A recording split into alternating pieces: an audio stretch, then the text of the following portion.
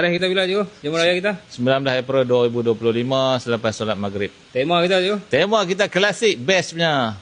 Klasik lah. Ya. Menu apa yang kita ada? Menu di antara yang paling hebat adalah yang pertama macam biasa nasi minyak, gulai daging ceroy, sate dan makanan-makanan berkuah seperti bihun sup, laksa dan mi goreng dan sebagainya lah banyak. Dan juga kali ini kita ada buah-buahan, rojak dan juga tembikai.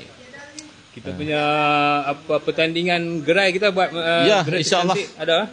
Ya, kita ada pertandingan gerai tercantik, booth tercantik dengan hadiah yang menarik disediakan untuk pempamer, untuk peserta. Okey, Datuk. Cikgu, macam mana kita ada, jangan lupa mai bagi jemputan. Okey.